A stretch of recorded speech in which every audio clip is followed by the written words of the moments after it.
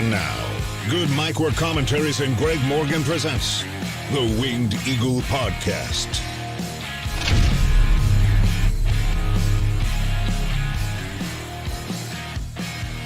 Happy Saturday, everyone. It is Good Mike Work, and I am back like I never left, although it has been a couple of weeks since we've been up here to do a podcast. The first thing I want to say right off the bat here is I want to apologize for going head-to-head with NXT Deadline, which I believe goes live in about 30 minutes or less. But this is podcast day. This is my only real time to fit in a big, podcast to catch up on what we've missed, wrestling news, results, and looking ahead to Winter is Coming, Saturday night's main event, World's End, Raw on Netflix, Royal Rumble, WrestleMania, 2030. We got a lot of stuff to think about in the future and discuss here today, along with a lot of interesting wrestling news, the latest on The Rock and WrestleMania. Will he or won't he? The CM Punk AEW drama continues to linger as there's been a new complaint filed by Ryan Nemeth. Or it's not a new complaint, it's an old one, but we have details on that complaint. We got a lot of injuries too. Jade Cargill, Bronson Reed, Juice Robinson, some Bloodline guys, some of them kayfabe, some of them legit. So we'll talk a little bit about that as well. We'll run through last night's SmackDown, which was a really fun show, and this new WWE transfer window thing that I have mixed feelings about, but I do think it's good that they are going to be kind of shuffling up the rosters a little bit ahead of WWE's debut on Netflix next month. So that's a good move for sure, but we'll talk about that here in just a little bit. Also, we'll talk about Saturday night's main event, how that card is looking, and Jesse the Body Ventura being confirmed for the event, which we kind of already knew. It was confirmed by WWE, I think, yesterday, and SmackDown last night was in Minneapolis, and Jesse was at the show. So we got Jesse set for Saturday night's main event. He's going to be calling that show at the announce desk, and that's just going to be so amazing. And you know what? Dynamite was good. Dynamite was a great show this week, I thought, and the Continental Classic is off to a great start. A lot of great matches. It's fun. If you like tournament wrestling, then this month should be very fun for you. And I liked it last year, and so far, I think this year is shaping up pretty good as well. A lot of fun matches, fun wrestling matches. So if you're a fan of tournament wrestling, AEW is where you want to be right now because there's a lot of good matches happening over there. And they have finally now started to maybe pick up steam on the Moxley Death Rider angle. A lot of guys now in the mix to be Moxley's challenger, not just one guy. Seems like more of the roster is starting to focus on the Death Riders and target Moxley a little bit. We got a big collision tonight. We also have NXT Deadline, which starts in just a little while. Next week, we've got Winter is Coming. Rampage had some Continental Classic matches on it last night, and there's just a lot to get into. So happy Saturday. Welcome back to the channel. Last week was Survivor Series, right? We were here watching Survivor Series last week, so it's been about 2 weeks since we've been up here for a wingy to get caught up on wrestling news and that type of stuff. So that's what we are going to do today. Happy Saturday to you, and if you are choosing to watch me over NXT Deadline, I really appreciate it, but I'm not going to be offended if you're watching Deadline and you catch this on demand. Later on tonight, I will push this audio feed out to the podcast sites as well, but as soon as we wrap up here, I'm off to work, so that won't be coming until later tonight. Just keep that in mind. We will be doing a really fun classic watch-along tomorrow. We are back for that. Sorry for missing last week, but I had a family dinner, and 1 week from tomorrow is going to be the same thing. We're going to be missing a classic watch-along 1 week from tomorrow, but we will be here 1 week from today for probably double duty. 1 week from today, we're going to be up here to watch together Saturday night's main event. And then I think I'm going to do 2 streams. After the Saturday night's main event, we're going to switch over to a Saturday night's Greg event, and we're going to do a podcast next Saturday after Saturday night's main event. So it should be a fun Saturday for us here on the channel next week. But 1 week from tomorrow, there will be no classic watch along. But tomorrow there will be Armageddon 2000. The link is already up on the channel. Join us tomorrow night, 8 Eastern, 5 Pacific, to watch that classic 6-person Hell in the Cell match that Kurt Angle won. Rikishi falling off the top of it. Pretty interesting looking card, and I don't know how we haven't gotten to this one yet. So Armageddon 2000 tomorrow on the channel. Make sure you're here for that. On Monday, we're going to be here either for a Raw watch-along or a Raw review. I haven't decided yet. Just depends on how I feel. So we're going to be here Monday night doing something, so just keep that in mind. I'll post a link here for you probably by tomorrow. Other than that, let me just say hello to those of you who are in the chat waiting for my ass. Let me move it so I can see it a little better. There we go. It's good to see Mohammed. It's good to see Tatanani and Zane G in the house. We got Harry Rice, Red Raven Rucker, Just Smitty. We got Melissa in here as well. Colin Wright, Zach Palgett, Isaac, Victor Colon, more channel members. Right on. Mike Rouse. We got David Brown, Gilbert Arbala, William Cullen, Ben Espinoza. We got Nick Musser in the house as well. Looks like we've got Isaac. Ronnie, what's up, bro? Ricky Zalvadar.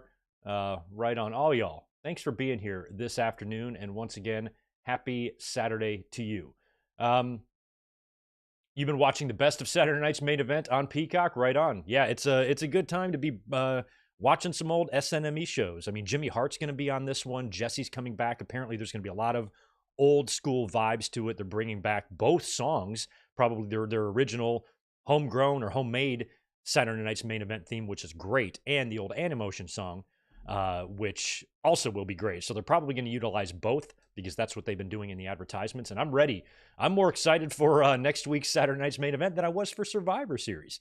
And we'll talk about Saturday night's main event. I'm not going to rehash how I think Owen should win the title, but we'll be getting to Owens here a little bit later on when we talk about SmackDown. Kadeem, Kevin Plays, Rodrigo, Cody Snyder, thanks for chiming in. I am doing great, everyone. Thank you for being here. It's a great, beautiful 80-degree day here in San Diego.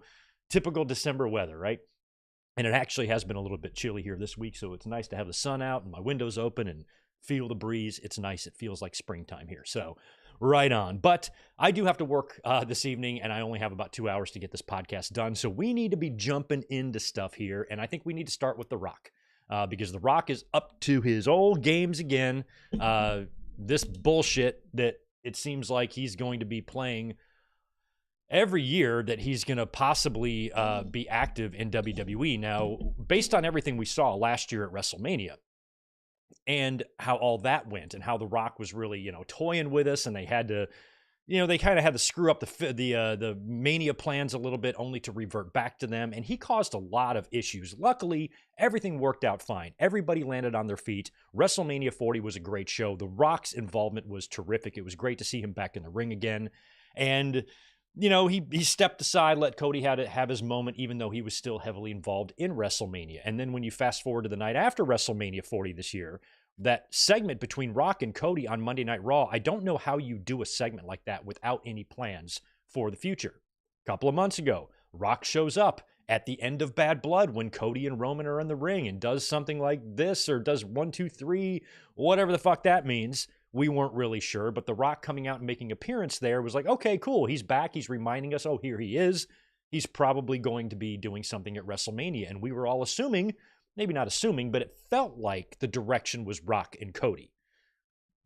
And I think that would be fun if they did that. But now we're hearing that might not be the case, and The Rock may not be at WrestleMania after all. So you can't take anything at face value. The story that we're going to talk about here in a second about The Rock not being at WrestleMania, it might be true, but I would not walk around just telling everybody that Rock is 100% not going to be at WrestleMania. I think The Rock likes to play games. Either that or this whole thing is just to keep the fans off the trail, so they don't know if Rock is going to be there. Because if we knew as fans that Rock 100% was going to be a part of WrestleMania, we could maybe figure out what their plans are a little bit easier. But if we don't, that takes you in a lot of different directions. So it's going to be vastly different with or without The Rock at WrestleMania. So this might be done by design. But I'm going to read you this update from Fightful Select and tell you why I think it's kind of shady. So here's what Fightful Select had to say in their latest update this week about The Rock. They did a Raw post show with Sean and Ibu, who's now doing the Raw post shows over there on Fightful. And Sapp noted that he doesn't believe that The Rock will be working WrestleMania based on things he's heard. There's a Dr. Chris Featherstone, what a name, also noted that creative was operating as if Rock would not be working the event, which Fightful corroborated. WWE sources told Fightful that The Rock's Bad Blood appearance was to simply get him on screen and didn't have a major direction or plot point they were furthering. Then why bring him out? While they knew The Rock appearing would be a possibility, they found out for sure that week, which is why the Drew McIntyre versus Punk Hell in the Cell match opened the PLE. The Rock was around all day and pulled up in plain view in his pickup truck before the show. I think it was Chris Van Vliet was doing one of his interviews. I think he was at the show, and he said he was back there, and he just saw The Rock drive by in his pickup truck. He's like, The Rock just drove by me in a pickup truck. So I guess he was there, and he wasn't being shy about letting his presence be known. Finishes up by saying The Rock just finished filming the live-action Moana, which will be subject to reshoots in 2026. Jesus, that movie's not going to come out for 2 years. Fightful Select is told that Cody Rhodes and The Rock, this is interesting, Cody Rhodes and The Rock filmed something at the Moana premiere that may or may not end up seeing the light of day. But the context on that was not provided. The Rock referred to Cody Rhodes, Seth Rollins, and Nick Khan as WWE family in a recent Moana promotional interview. So there's a lot of unanswered questions here. I would like to think that behind the scenes, WWE, excuse me, WWE and The Rock know exactly what they're going to do. I really hope that The Rock is not playing with WWE, fucking with them.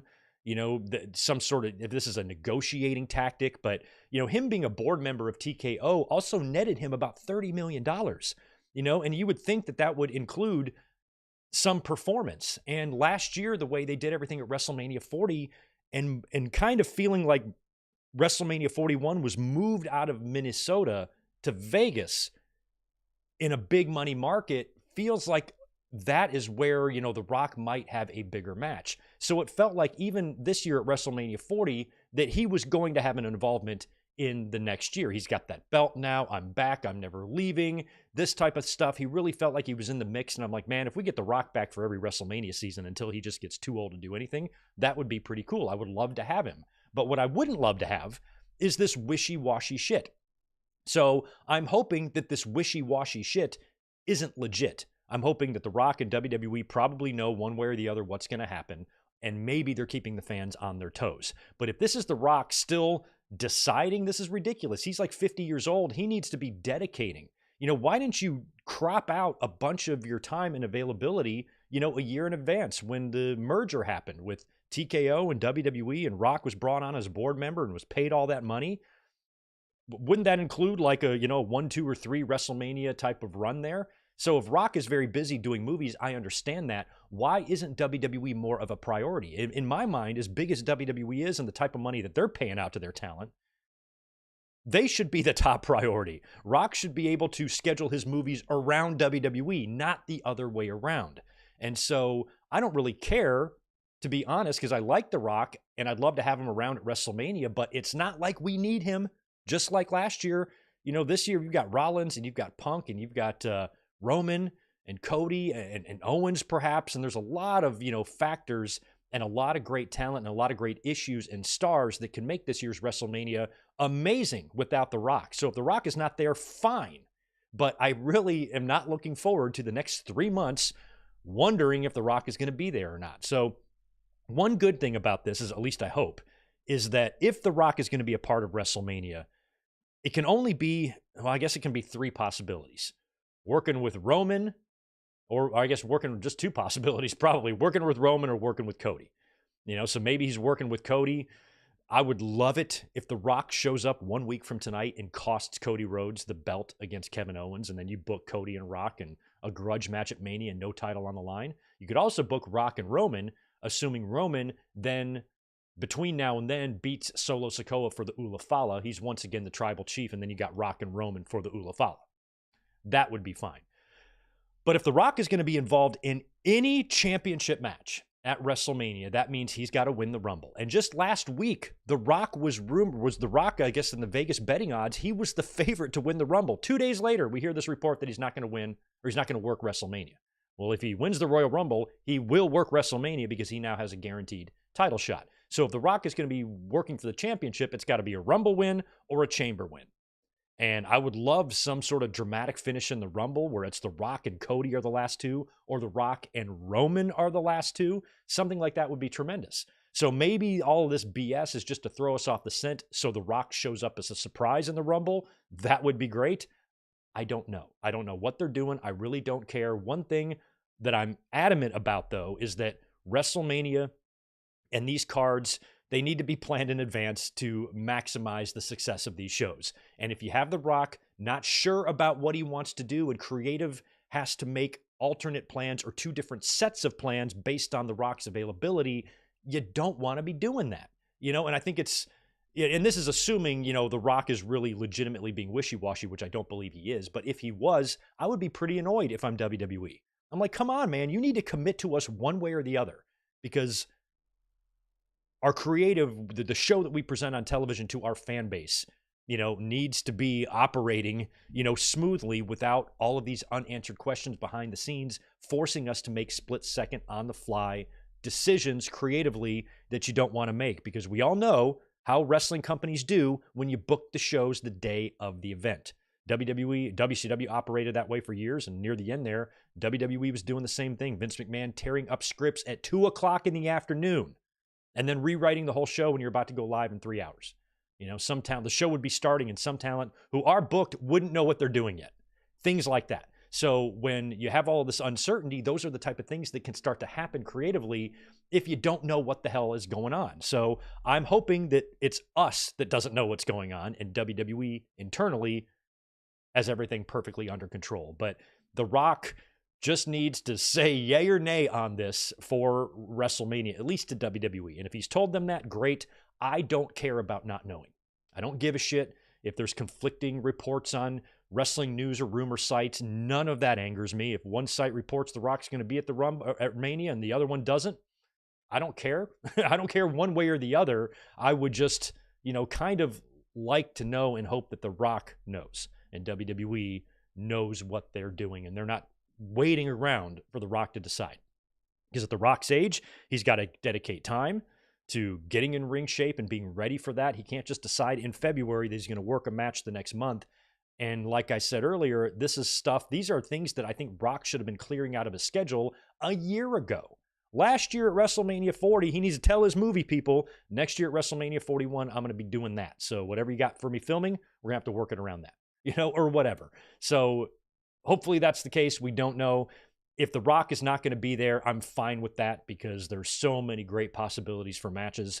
And if The Rock is going to be there, I'm also fine with that, because there's also a lot of great possibilities for WrestleMania. So either way, with or without him, WrestleMania should be great. I just hope that WWE doesn't have to sit here and make 2 sets of plans based off of will he or won't he, because that's fucked up. So we will see what ends up happening with The Rock. But right now, it's been rumored that he's not going to be at WrestleMania. By the time we are up here for another Winged Eagle podcast, it's probably going to be rumored that he is going to be at WrestleMania. So we will just have to wait and see. So that's it for The Rock. We'll stay on some WWE news. WrestleVotes had an interesting tweet this week. And I quote, "As we approach the 10-year anniversary of Finn Balor in WWE, sources tell us he's solidified himself as a true locker room leader over the past year or so. In addition, we are told to expect a sustained singles push for Finn as we head into 2025. Now, Finn Balor, as we saw on Monday Night Raw, he's going to be facing Gunther on Saturday night's main event for the title. So if he's set for a big push, he's just going to lose here to Gunther? I mean, is he going to beat Gunther at Saturday night's main event? I've got a different title change in mind, but if Balor is set for a big push and he's got a title match in a week, how does that work? Is he going to lose and then just get another title shot next year and then win it? I don't know. It almost feels like he might win on Saturday. I don't really know. I don't think he will, but shit, he might. I would not do that to Gunther, though. Gunther needs to be carrying that belt, I would think, into WrestleMania. But it is possible that maybe Balor takes the title off of him because, if the plan is to do CM Punk and Seth Rollins, which they kind of set up a little bit on Monday night with Punk's really terrible fight. But one thing that Punk said in that confrontation with Seth that was interesting was that, I don't give a shit about you, Seth. I cared about you a few months ago when you had gold around your waist. But you spend all your days thinking about me. I don't even think about you whatsoever. You don't exist in my mind because you've got nothing that I want. So Punk kind of insinuating and hinting that I want nothing to do with you because you got nothing that I want. Maybe Punk and Rollins winds up being for the championship, meaning one of them wins it before WrestleMania. That could be possible, especially if maybe Rollins faces Gunther at the Rumble and beats Gunther, and then Punk wins the Chamber. I don't know. But Punk himself has acknowledged that he needs a Rumble or a Chamber win. And one of the things he said in his promo on Monday as well was that favor that Paul Heyman owed him he wants to try to translate that into a WrestleMania main event. With 2 nights of WrestleMania and a healthy CM Punk, this year is probably the best chance Punk has ever had to main event a WrestleMania. So this might be it, and that might be what they're pushing for. So a night 1 or night 2 main event for CM Punk is looking likely. Punk and Seth, Punk and Roman, either one of those matches would work. Punk and Cody would be fine. That's 3 big ones that I want, and any of them on the WrestleMania marquee would look sexy. So Finn Balor, however, getting this push, he could be a part of this too, and I would love that. And also with this transfer window thing, maybe Balor's going to be moving over to SmackDown if he falls short against Gunther. You got to keep that in mind too. A lot of talent is going to be moving around with this new transfer window rule that they started, which we'll talk about in a minute. But we'll keep our eye on Finn Balor and his possible push in 2025. And I would love it, just like Kevin Owens, it's Owens and Balor, right? They've had the same drought. They won the championships one day after the other. And neither one of them have won the championship since. Now, Balor did go back to NXT, right, and win the title there, but no world title for Balor since then. So Balor and Owens, ever since they were the first 2 people to hold the Universal Championship, which is now a defunct title, neither of them have been champions since. That's wrong. That's wrong. So if you can give me Finn Balor and Kevin Owens both as your world champions in 2025, I ain't complaining. We want to wish the very best to Bronson Reed, big Bronson Reed. Very similar situation to what Edge did in his match when he dove off the cage in AEW, breaking his leg. Bronson Reed did the same thing, essentially, broke his foot, and he did that when he did the tsunami dive off the top of the War Games cage through the table. I think it was onto Roman, but Punk moved him out of the way. And they've since, there's been some clips floating around on social media of like a close-up slow-mo of his foot coming down, and he really just breaks his ankle right in half. It does not look good. He's going to require surgery, and Bronson Reed is going to be out for quite some time, and that is just gut-wrenching because he's going to miss WrestleMania, and that just sucks. I wanted him to really be a part of that. I just can't see him getting over a broken ankle in time to work Mania. Maybe, but surgery and all that, you're talking 3 months. I can't see it happening. So Bronson's probably going to be out. That sucks because he's finally been, I wouldn't say finally, but he's really been on a roll all year. He's been utilized tremendously. And what he did with Rollins, what he did with Strowman, that stuff recently has been really exciting. And he kind of got injured briefly there, but wound up coming back. What happened to him the first time? Was it concussion? Got banged up or something, but he was only out a couple weeks. He was back. Now this is a little bit more serious, and maybe on these big spots, think it through. I mean, if you're a wrestler on the roster and you're just a few months out from WrestleMania, I ain't taking any chances, But Reed came off the top like that and wound up suffering a foot injury. We wish him the best. On the other side, over there in All Elite Land, Juice Robinson broke his fibula in a match against Will Ospreay last week on Collision. So he's out of the Continental Classic tournament. That sucks for him, sucks for Bronson Reed. I want to wish the both of them the best. Both of these are broken feet or legs, and these are probably going to be significantly long recovery times for both. So all the best to the hilariously entertaining Juice and the big, badass Bronson Reed. Here's the latest on Jade Cargill. Now, there's been a lot of rumors about Jade Cargill as well, about her injury or non-injury. She, of course, was written off TV a week or 2 ago on SmackDown when she was attacked in the back, thrown through a car windshield, the whole deal, knocking her out of the U.S. title tournament and War Games. So we had heard that it was an injury angle to write her off, and then we had heard last week that maybe she wasn't injured, and we're not really sure now. Here is an update also this week from Fightful Select. Jade Cargill was written off TV with a mystery attacker angle. Fightful was immediately told by WWE sources they were informed that it was due to a legitimate injury. Since then, conflicting info has emerged from various outlets, ranging from her not being injured at all or being out several months. We don't have information on a timetable regarding Jade Cargill's return, but internally, this is important, but internally, she was listed on the injured list.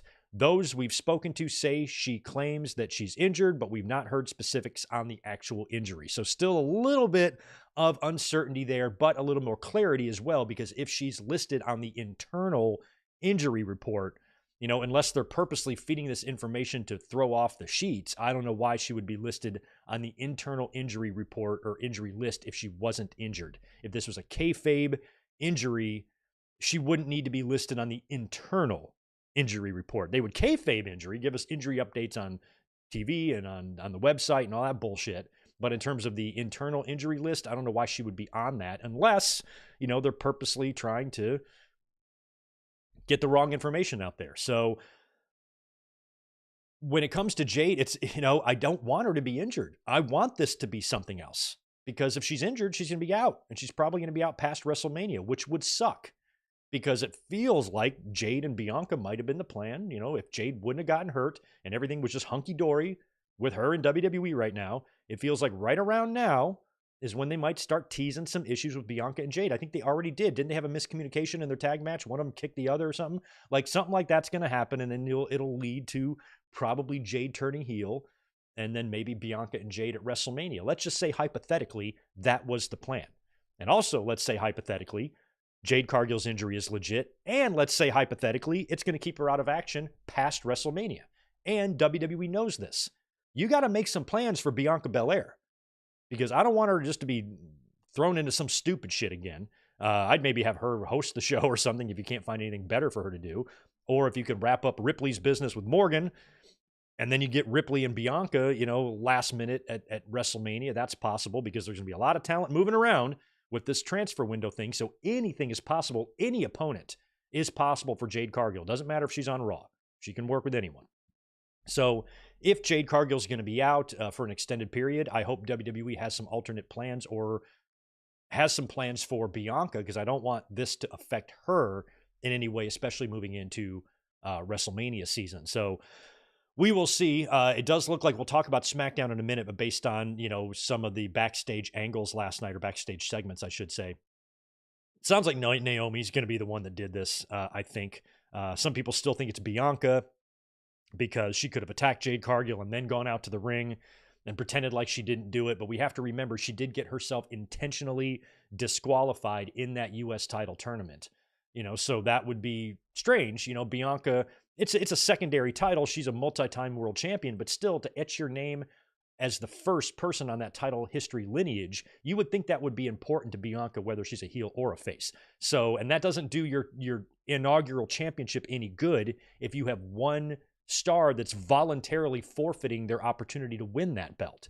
So it wouldn't make much sense for me for Bianca to win, based on the fact that she saw what happened while she was in the ring in a championship tournament and she left. I think that was a WWE's way of saying it's definitely not going to be her. Now, they could still swerve us. I've said for years, if Bianca cuts off that braid, becomes a badass, Killer Instinct, becomes a female fucking Bobby Lashley or something, she's unstoppable. Not even Rhea Ripley can stop this woman.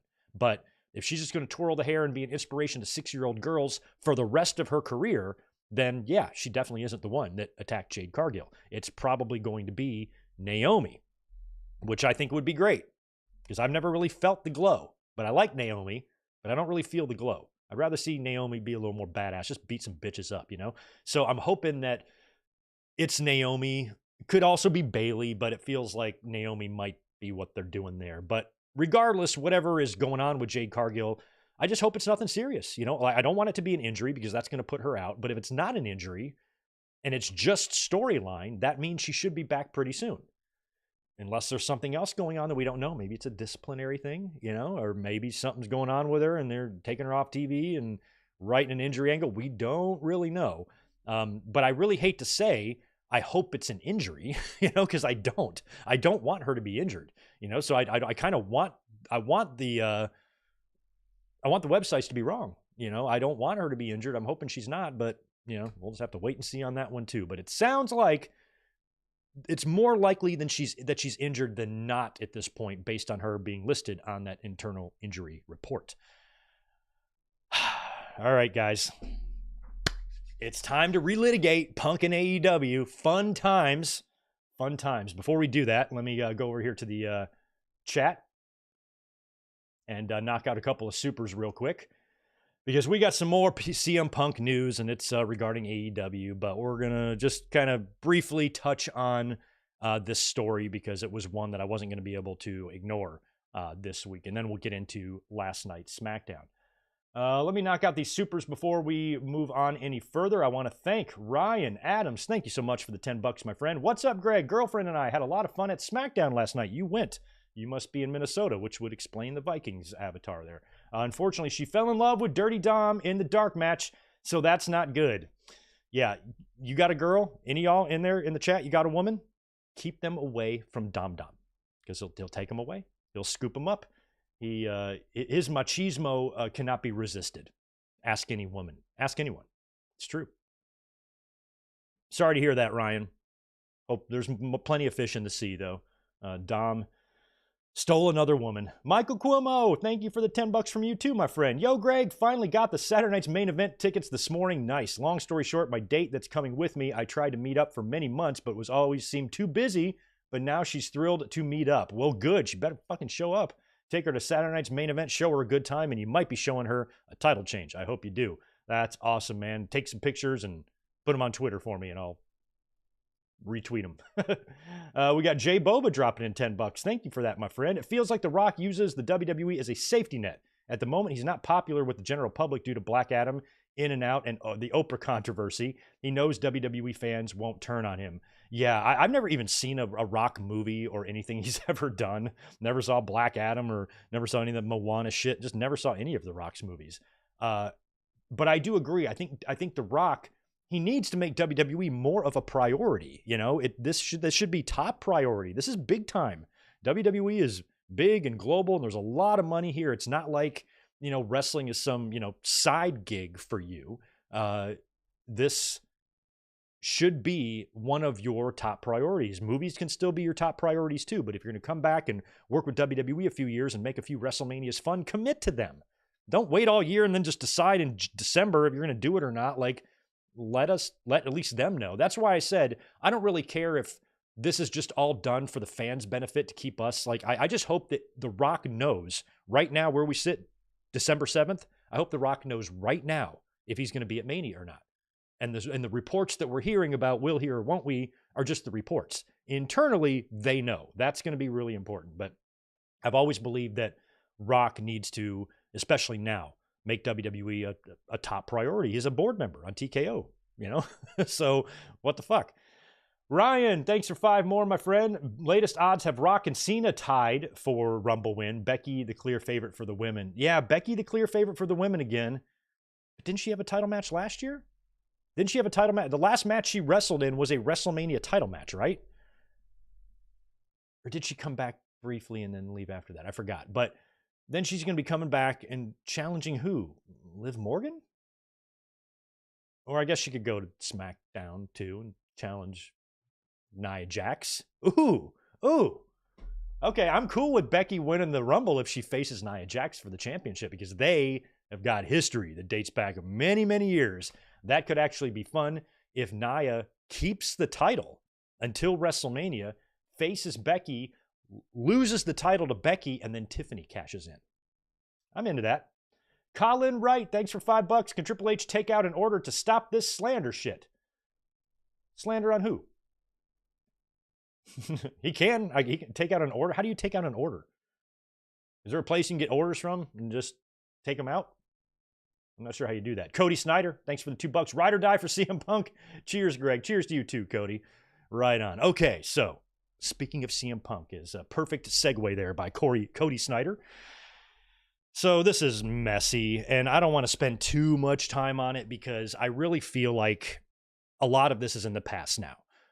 We need to move on. We spent the better part of a year, some of my most watched podcasts, 150,000+ views on some of these from last year when we were talking all about these CM Punk AEW issues and the drama and the backstage stuff. They were a big part of our shows for about a year because every single week there was some new bullshit. There was some new issues or new drama to talk about. Ooh, I might have to look at that Ray Phoenix tweet in a minute. If anybody wants to fill us in what that tweet is about, do that in the comments below, and we'll talk about that after, or I'm sorry, in the chat, and we'll talk about that after the Punk stuff. But, you know, everything that took place with Punk and AEW, that's over now. Punk is reborn in WWE. He has new life breathed into him. Even it's like the Wizard of Oz phenomenon. Like Punk looked great in his first run in AEW, but then when he got hurt and he came back and he made he did that promo on Collision, the counterfeit bucks and all of that. That CM Punk looks like the beginning of Wizard of Oz when it's black and white. Current CM Punk in WWE is like when she lands in Oz and opens the door and everything's in color. The Punk in that Collision promo looked tired, pale, and sick and small. Just didn't look like he even wanted to be there. He looked sick. He looked like he had COVID. Punk in WWE, he's beefed up. He's got the tan. He's got the sleeveless shirts. He's got his hair all nice, Colin Farrell-ish. He just looks like $1 trillion. He just has so much more of an aura and energy around him in WWE. And even though I faulted him a lot for the issues in AEW, nobody is saying that Punk is not a dick. We all know who Punk is, and we know that when Punk is not happy, he makes life very difficult for the company he works for. That is a fact, a 100% indisputable fact, because when Punk is creatively dissatisfied, there are going to be problems. Things are great in WWE right now. Why? Because he's happy, and he's doing great shit, and everybody's all kumbaya. But that could change. And then he's going to be a thorn in WWE's side. We'll have to see. But some of the drama is still lingering on from AEW in the form of a complaint sent to numerous executives within AEW back in September, in which Ryan Nemeth, the brother of Dolph Ziggler, outlined a timeline of events that he says highlights abuse, harassment, and threats that he faced while working for AEW. Now, Fightful obtained this complaint, and they released it on Fightful Select, all of it. Now, I only cropped out a few interesting paragraphs because there's no way I'm going to read this whole thing. I'm not reading all that. I'm sorry that happened, or happy for you, though, or whatever that text is. It's one of those. But so this is a complaint that Ryan sent to, I guess, HR and AEW executives, and basically a timeline of some abuse that he faced from CM Punk. And I remember hearing about these issues because Punk, when they were going to make Punk Collision like Punk's show, and Punk had the power to deny access to people coming in or out of the show, didn't want certain talent there. As soon as we heard all of that stuff, we knew, all of us, we were all saying, like, this isn't going to work. This isn't going to work. You don't want to be doing that. You don't want to part your talent C, because one guy can't get along with people. That is a stupid fucking idea. And we just knew that was going to be bad. And of course, it barely even lasted. So here's some of the details here. And again, credit to Fightful Select for releasing this info this week. The complaint was dated on September 12th and noted that the abuse stemmed from now WWE superstar Phil Brooks. His real issue was that AEW failed to respond to any of the incidents and was encouraged to cut a promo antagonizing Punk. Nemeth includes a timeline, which he claims also possesses emails, texts, phone call logs, and other records. On April 16th, 2023, Nemeth claims that he contacted AEW legal rep Mega Parek. She's gone now, I think. Is it Parek or Parek? Parek. I don't want to pronounce that incorrectly because I suck with pronunciations.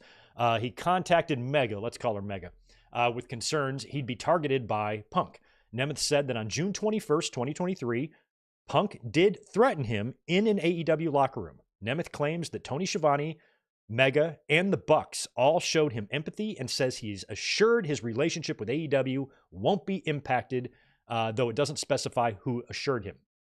Nemeth notes that he was not booked for 2 months after that incident, and that Jon Moxley contacted him and said it didn't sit right with him and supported him throughout the whole timeline. On July 17th, 2023, Nemeth contacted Mega to communicate that he was upset AEW had not responded to the June 21st locker room incident, and said he believed he'd be silently fired. Specifically, he believed that his exclusive paid-per-appearance deal would be allowed to expire. Nemeth claims that he felt he was being punished, but was assured by Mega that speaking up would not impact his job. Fightful Select had reported the Punk confrontation stemmed from a tweet of Nemeth's, of which he called Punk, quote, literally the softest man alive, which Nemeth claimed was in character. It was not. I remember that tweet. I remember when he sent it. there are definitely people you could tell in AEW in the locker room who were on one side or the other. Punk was not popular with a big part of the locker room. Nemeth wasn't the only one that sent out a cryptic tweet like that. So when a wrestler, at least a wrestler, has a little bit more of a claim to that because they actually are characters. My least favorite thing is one of these douchebag podcasters, the kinds that wear the sunglasses indoors, you know, and they're like, oh, I'm really harsh and crazy and over the top because that's my character. You're not a wrestler. You're a bitch. Stop trying to pretend to be a wrestler. You're not. You're a dumbass in front of a camera, just like me. We're all the same. At least with wrestlers, you can maybe make that excuse. I personally don't believe it was in character. He doesn't like Punk. He tweeted something. Punk read it, confronted him. Now, Punk's in the wrong too. You can't just walk around just threatening motherfuckers because you don't like a tweet. That's stupid. But nobody's, totally innocent here in terms of that. If Nemeth is going to say something on social media that's going to get thousands and thousands and thousands of eyeballs on it, Punk has a right to at least bring that up to him. He doesn't have the right to threaten physical harm on him. But if Punk wants to have a conversation about something that he read somebody said about him, I can understand that. I would expect anybody to do that. But it's the nature of that confrontation, the nature of that discussion that is what's important. And Nemeth says that he was threatened by Punk. And Punk has got that MMA background now, even though he got his fucking ass handed to him every time he stepped into the octagon. You would think he probably has a decent amount of fighting ability more than most talent. Not all, but some. And so maybe now Punk's walking around feeling a little bit more tough and is threatening to knock people out if they fuck with him. Who knows? Nemeth says that he contacted Mega again, pleading for action to be taken. He was flown to the August 16th show. His wording in the document was, quote, ordered to verbally antagonize the world champion. In a promo in front of the live crowd taped for AEW programming. So earlier it says he was encouraged. In his timeline, he says he was ordered. I certainly do not believe at all, 1,000% no, he was not ordered. He was not demanded to go out there and cut a promo. He was probably encouraged. And fans who have an issue with this need to shut the fuck up because this was Vince McMahon's whole MO. He loved it when his guys didn't get along. Now, granted, inside of Vince's machine, it felt like those situations were a little bit more contained. The Punk shit was just all over the place and, bad leadership, other things like that in AEW. But if there is some natural real heat between wrestlers and somebody in AEW suggested that he should go out and try to pour gasoline on that fire, they're probably just trying to make for good TV. They're probably trying to create buzz, things like that. So that's understandable if he was encouraged or maybe it was suggested, hey, you should talk shit on him. Say something to him on the mic. But I do not believe for a minute that Tony Khan or anybody in AEW management pulled Nemeth aside and said, go out there and say shit and talk shit about CM Punk. There is no way he was ordered to do it. It might have been encouraged. It might have been suggested. But there's no way it was ordered. I do not believe that for a second. Nemeth claims that after speaking to AEW, legal, and HR that day, that there is no appropriate response to anything in the situation. Nemeth claims that after speaking to AEW and legal and HR that day, there was no appropriate response to anything in the situation. Mega had abruptly left her role in AEW legal, and Nemeth was instead dealing with Chris Peck, who sounds like an asshole, and Margaret Stalvey.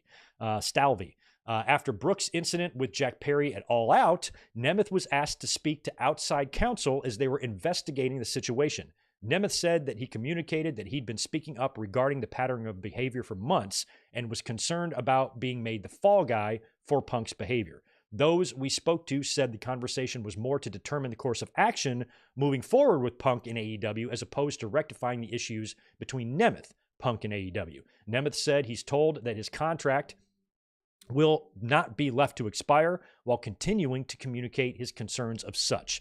Nemeth says that AEW legal rep Chris Peck communicated a settlement interest that would equal approximately 3 years of his salary, dependent on signing an NDA on the matter. Nemeth's document says he was appreciative of the offer and wanted to discuss it with his legal counsel, but the offer was no longer an option.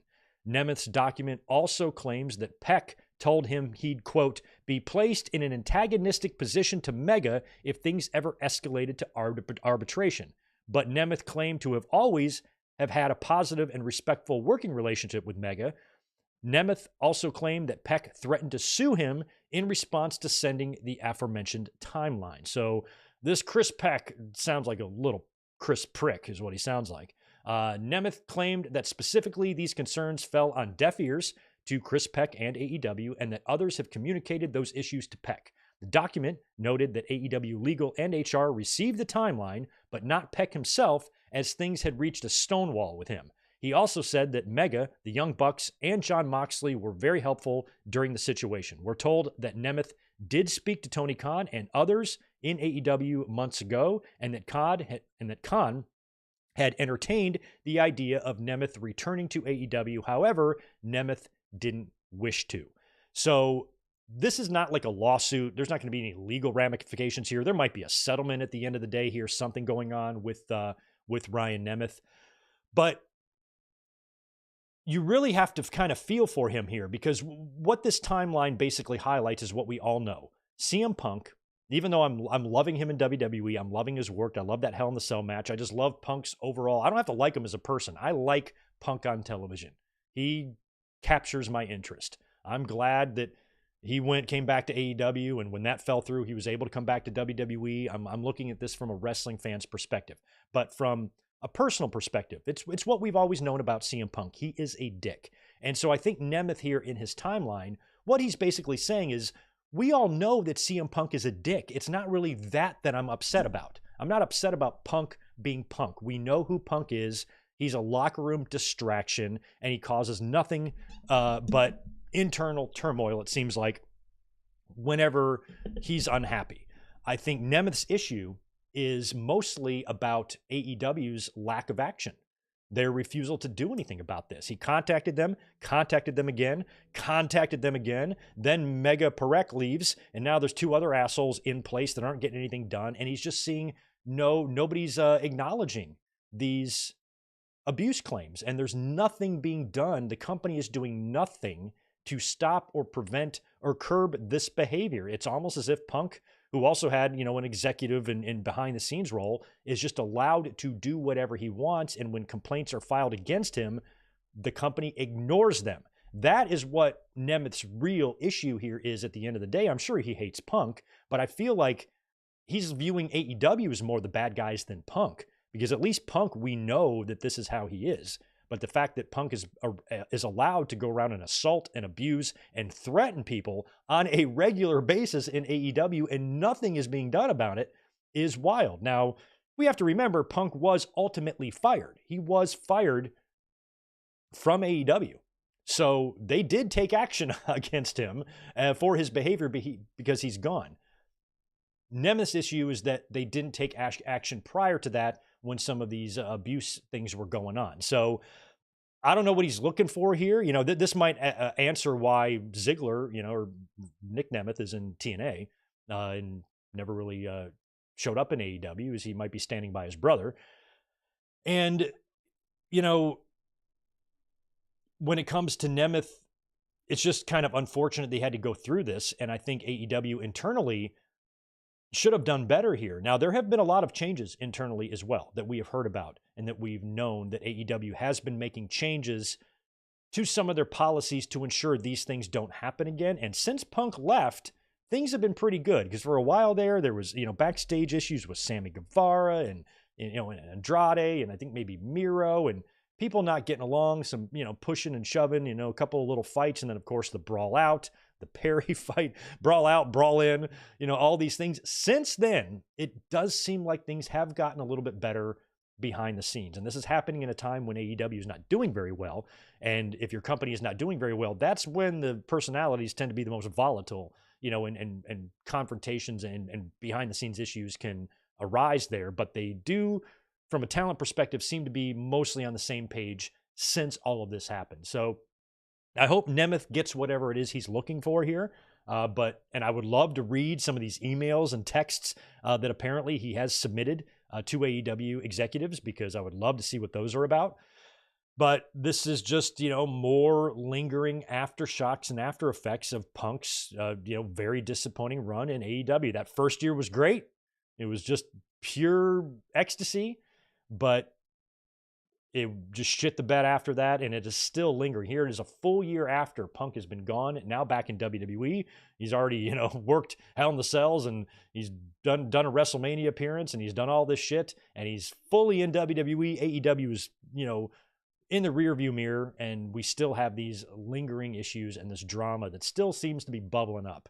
And very interesting complaint. Hope everybody just gets what they're looking for in this situation. And like I said earlier, what all this comes down to is Punk just being happy. When he's happy, when he's creatively satisfied and he's happy with what he's doing, he is probably the easiest person to get along with and extremely well liked. When he is unhappy in any way, watch out. So things are great right now in WWE. Punk, from everything we've heard from WWE, they love working with him. Everything has just been smooth as silk. But what happens if something goes off the rails? It's I'd like to think that that's not going to happen now with Punk. Everything that he did in AEW and all that crap, he probably never wants to revisit any drama like that again. Plus now, with his age and he's heading into retirement and Hall of Fame and all that, he doesn't want to do anything to fuck up the final run that he's going to have. But Punk is still Punk at the end of the day. And if he gets his panties in a wad for any reason, that's usually going to affect more people than just him. And that's what is bad about Punk. And I've always fully admitted that. During the AEW stuff, I was against him mostly. I was faulting him for a lot of this shit. Granted, Tony Khan's got his leadership issues and the Bucks are pricks, and I understand that, but none of the stuff was happening before he got there. So Punk getting there, his personality did not mesh with those personalities. The Bucks have a vibe, Punk has a vibe, and it's oil and water, and people choose sides. But if you just change all the names here to Bob, Jim, and Jeff and everything, people you don't know, and you read these incidents and what happened, and let's say CM Punk's name is Bob, you're going to blame Bob. So that's just what people will naturally do. But even with that doesn't mean I don't enjoy what Punk brings, this intangible effect that he has on folks. He's mediocre in the ring, he's mediocre in size, but there's something about him. His name is just chanted in arenas all throughout the world, whether he's in the business or not. So he's a polarizing guy, and he's definitely one that just brings ratings and interest. And I would love it if he goes heel this year, because I just think he'd be great. I think he'd be really great as a heel, and we should try to do that in 2025. So I hope we get a CM Punk heel turn. But in terms of this complaint, it's in the past. It's so far in the past. This was Punk in AEW. Those days are done. I'd like to stop thinking about that and move forward. But at the same time, I wasn't going to ignore that story because it was an interesting one. All right, let's see. What's next on our list here? SmackDown. Let's talk about SmackDown. Oh, wait, let's before we do that, let me read these super chats here.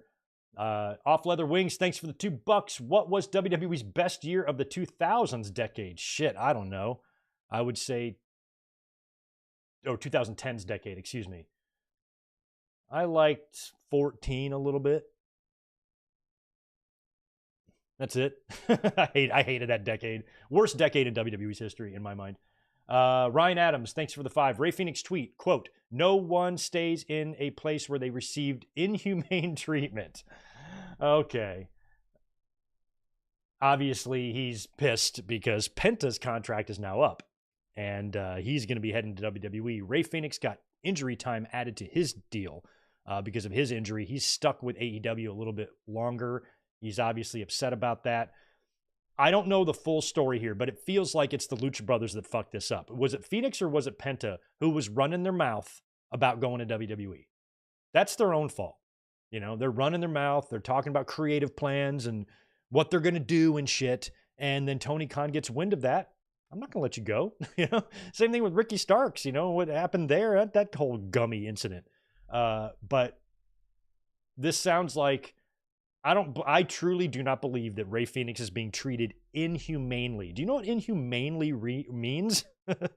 Not being fed, you're being beaten, you're being chained up. Do they got Ray Phoenix chained to a furnace in the AEW boiler room, with one, little speck of food and no water, and then they come in every 3 hours and just whip him? That's inhumane treatment. And I am fairly certain based on my wrestling knowledge, that I'd be willing to 100% guarantee that Rey Fenix is not chained to a furnace in the boiler room.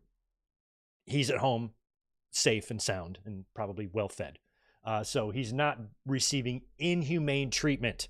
I think that's an exaggeration, and I think that's the emotions overtaking the benefit of intellect. So I don't believe he's been treated inhumanely. I believe that they're adding injury time to his contract that he's pissed off about, and I don't blame him. And that is one thing I will say about Tony Khan, Triple H, anybody. If somebody wants to leave, let them the fuck go. Both of these companies have tremendous talent on their rosters. Tremendous talent rosters, both companies. You know, even AEW, they've got some great talent. You know, they got to put it all together. They need their Austin or their NWO or their Goldberg or their Bloodline. They need something like that desperately over there. But the talent, the ability of the wrestlers on the roster and the ability of the wrestlers on WWE's roster, both of these talent rosters are strong enough to lose anybody. Does not matter who it is. So if somebody wants to go, let them the fuck go. But Phoenix, probably because of the Lucha Brothers running their mouth a little bit, if they just would have kept their mouth shut and played it cool, it's all about playing it cool. I know you can get excited sometimes. You think you're going to WWE, you want to shout it from the rooftops, but maybe you want to keep a lid on that for a little while until everything smooths over and you're contractually able to do these things, because now you shot yourself in the foot and you're stuck in AEW for several more months. So we'll see if there's any more context on that, but that to me sounds like, and I haven't even seen the tweet, I'm trusting Ryan Adams here to be quoting this properly. But if Phoenix is saying that he's receiving inhumane treatment, that sounds like that's emotion.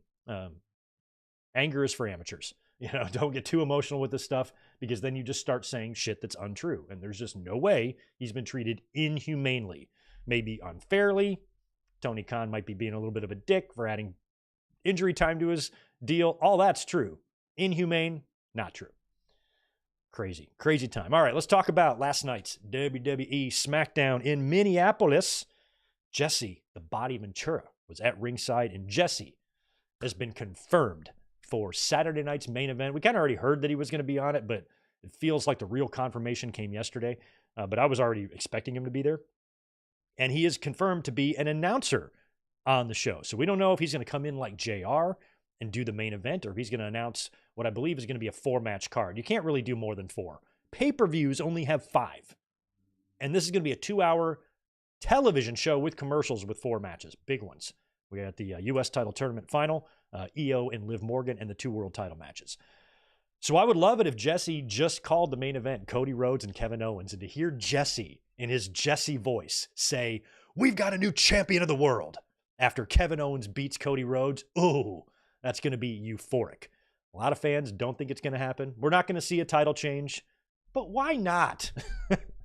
Why not? If Cody's heading into WrestleMania, because here's one problem I think we could see with Cody. If Cody keeps the title until WrestleMania, what's he going to do? Retain?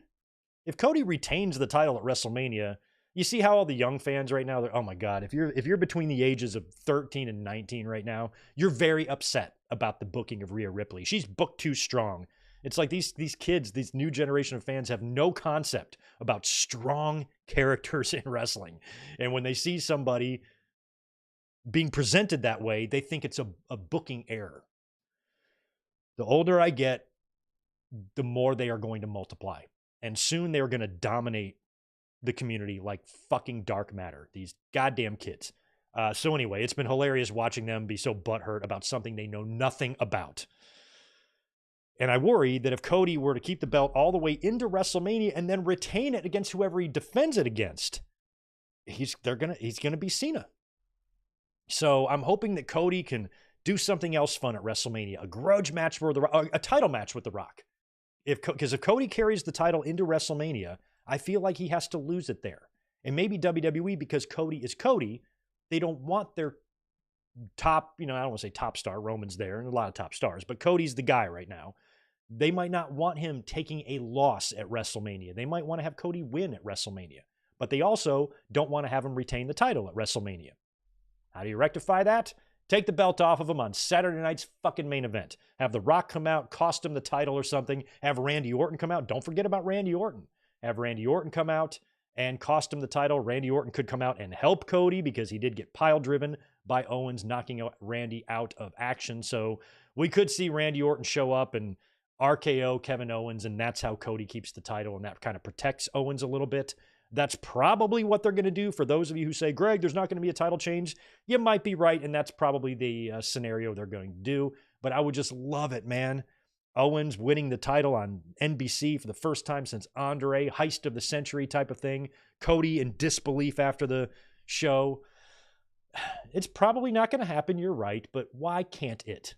You know, what if Owens wins the title from Cody, and then he mentioned Sami Zayn in the car interview with Michael Cole, and then maybe he drops it to Sami, you know, at WrestleMania or something.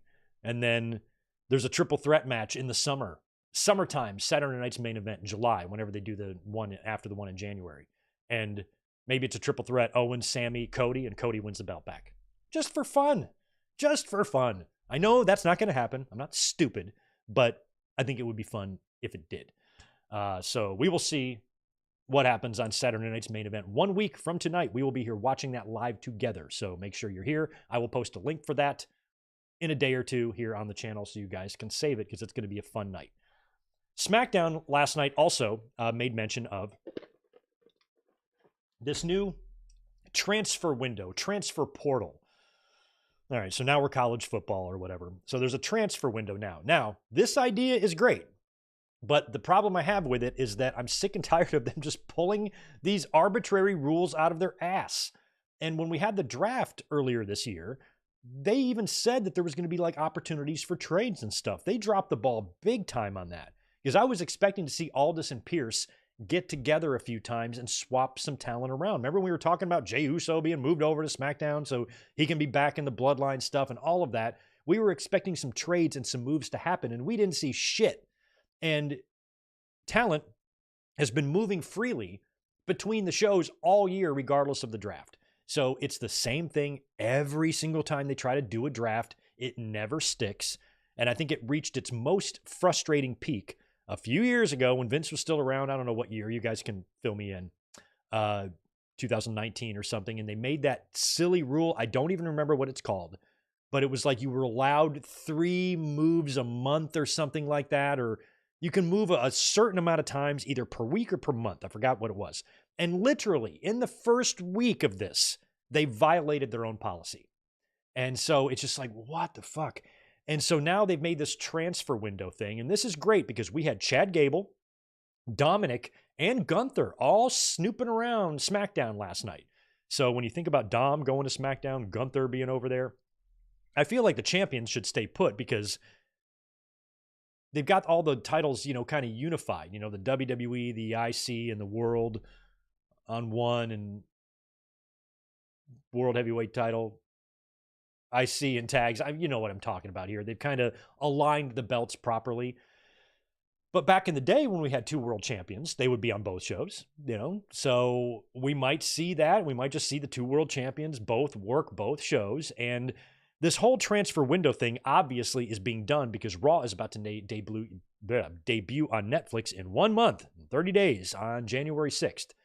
So they need to have the rosters more evened out for that because Netflix is paying big money for Raw, and they don't want to be limited to just Raw superstars. So this is a cover for them needing to make everyone available for the shows in order to balance them and to give Netflix, you know, what they need and what they want, and USA what they want. And that's probably overall a better idea anyway at this point. The brand split's been 22 years of this. It's never really worked.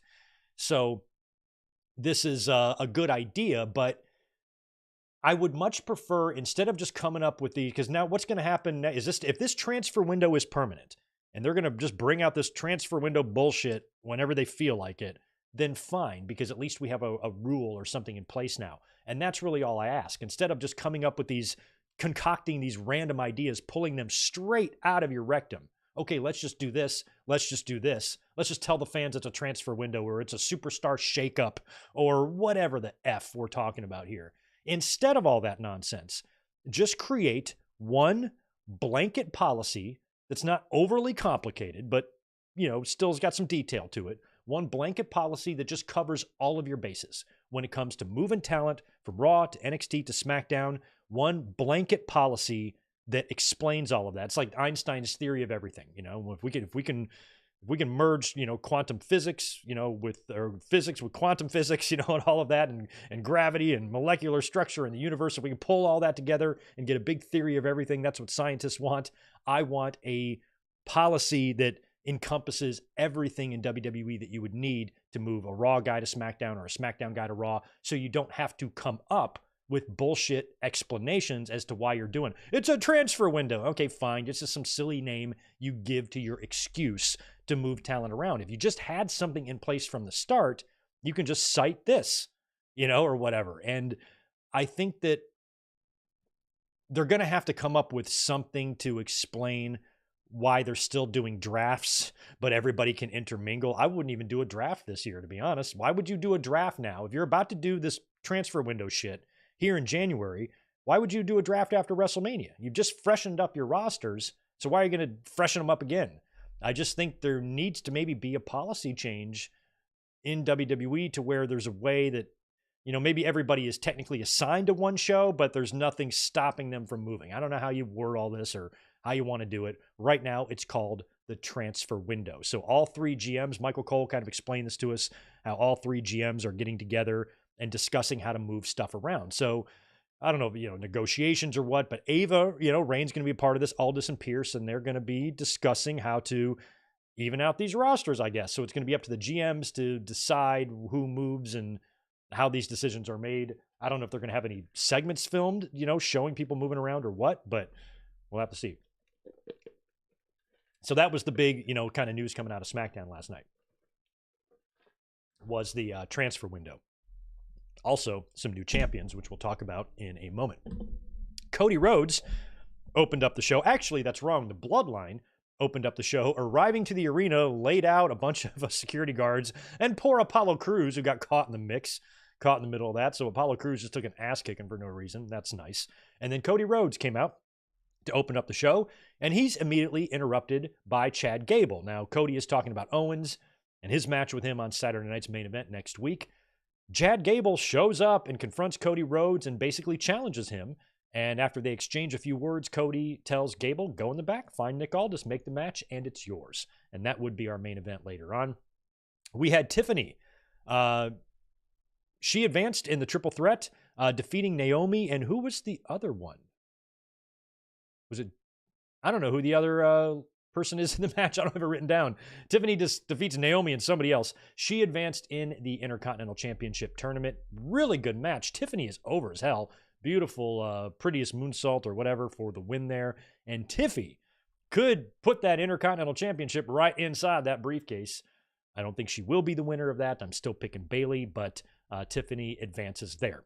The Street Profits were attacked backstage, and they're trying to figure out who that was. Now that they've opened up this transfer window thing, I think that it could be a Raw team. Maybe the War Raiders? They lost a tag team title match on Raw, right?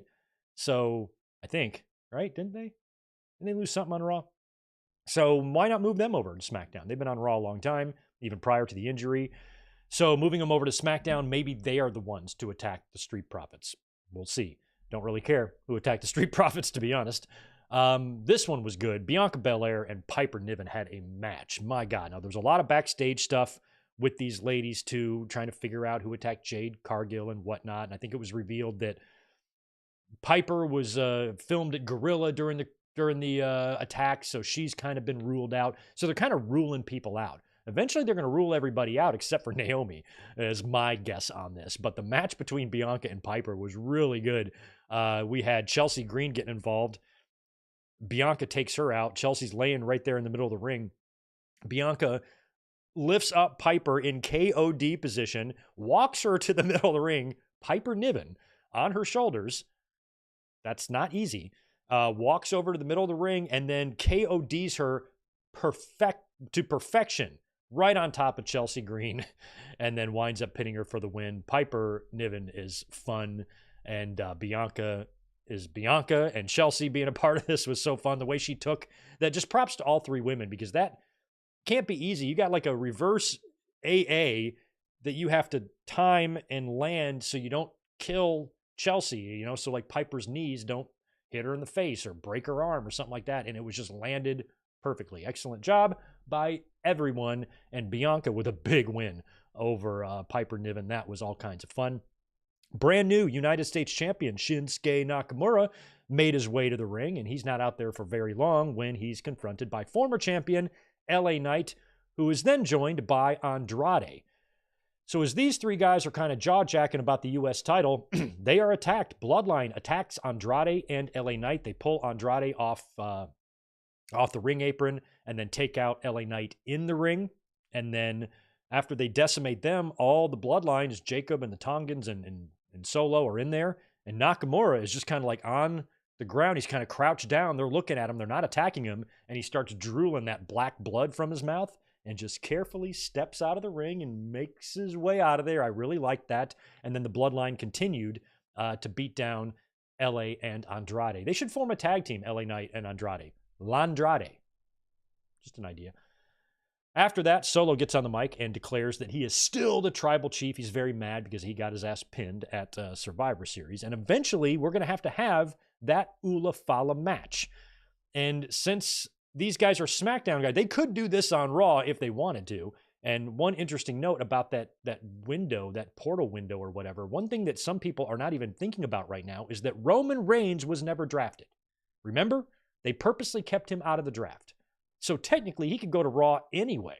So if they wanted to do like the January 6th Raw, Solo and Roman for the Ula Fala, you could, but I feel like that needs to be a SmackDown type of presentation.